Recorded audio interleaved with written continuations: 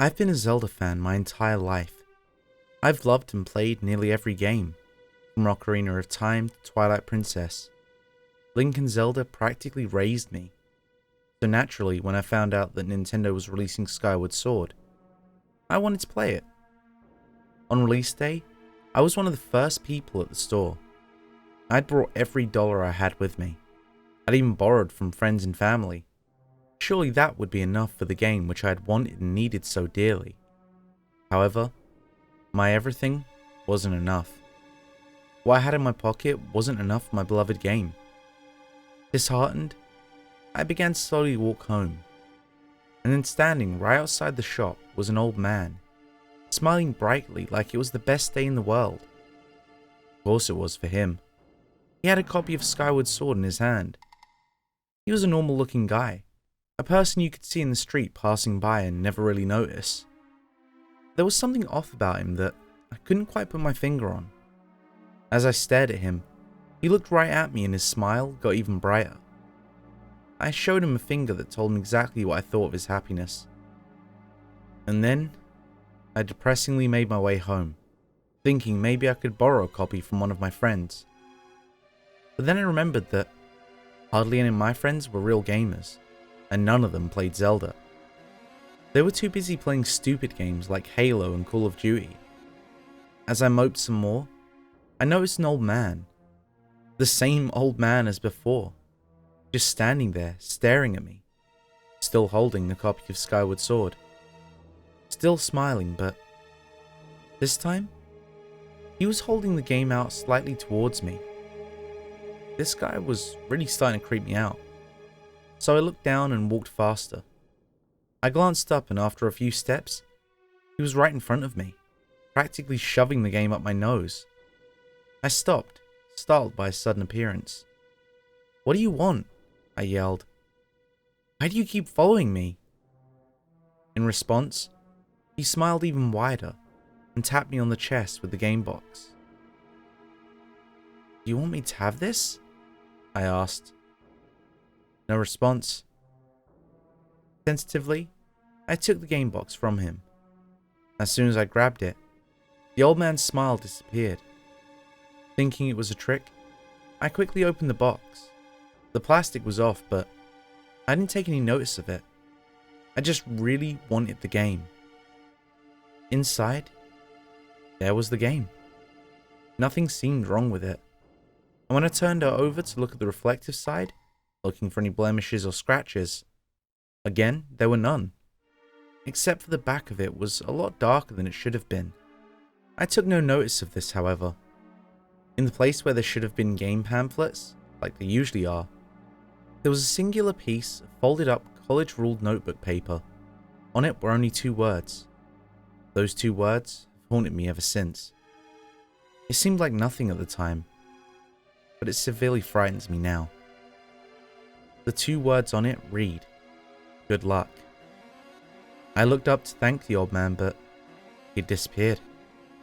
I practically ran home, bursting with excitement. Through some miracle of fate, I'd still managed to acquire a copy of Skyward Sword. I burst inside my house, heading straight for the TV. Neither of my parents were home, but that was alright with me. I turned on the Wii and inserted the game into it. My hands were shaking with excitement, but I froze in awe when the title screen popped up. I could instinctively tell that this game was going to exceed my expectations. I had no idea how right I was. Maybe if I'd ignored the man at the shop, or hadn't taken the game from him, none of this would have happened, and I'd be alright. Too late now, though. I opened the game, seeing nothing wrong with it. It played fine as far as I could tell. I started a new game file under my name, and began to play. I noticed nothing wrong. No glitches, nothing. Except for one thing. I was talking to Gipora near the beginning of the game, after Zelda had been kidnapped. He told me good luck. And when he did, his eyes looked straight at me for a split second. Not at my character Link, but directly at me. It was only briefly, but I was sure it was right at me. Thinking and hoping that it was just a glitch, I continued to play. I played for hours without any problems. I got all the way through the Skyview Temple, where you first fight Lord Girahim.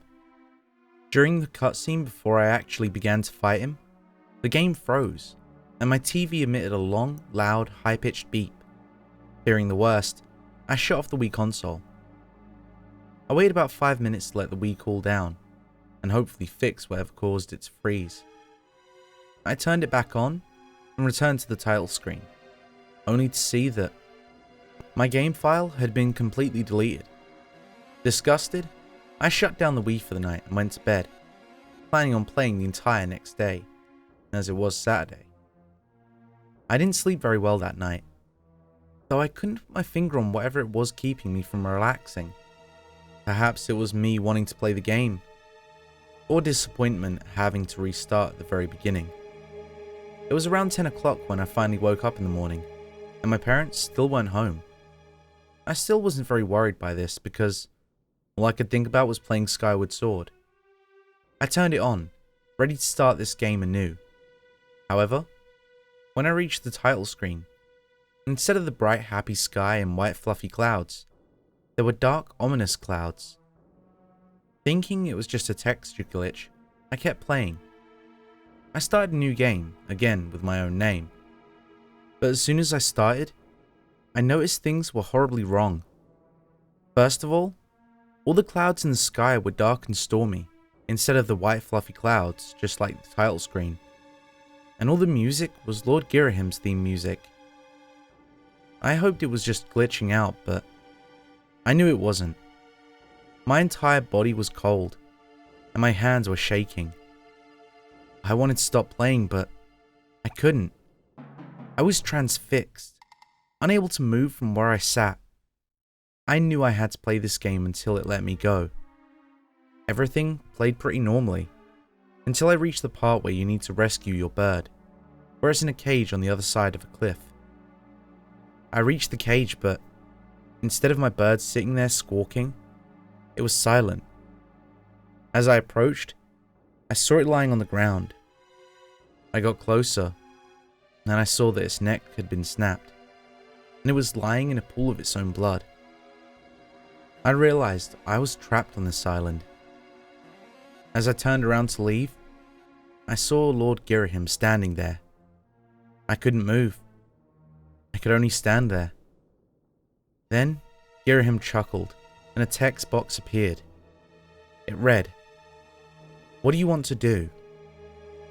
There were two options: leave and fight. Of course, I selected leave. I didn't want to fight him. Two words then appeared, and Girahim looked straight at me, just like Gamepasta did. They read, "Good luck." Suddenly, I could move again, but as I did, I froze again. I then heard a familiar giggling, and it chilled my blood. I started to sweat. Rising up from the clouds behind Girahim was Skull Kid, complete with Majora's Mask. What was he doing here? He couldn't be. It wasn't possible. But then again, nothing so far was. Skull Kid looked at Girahim, and then burst into flames. I screamed at this point. I couldn't help it. It was just some sort of primitive fear that took hold of me. Skull Kid's burning corpse fell down back below the clouds, still laughing. The mask floated towards Girahim and settled on his face. And then, it spoke.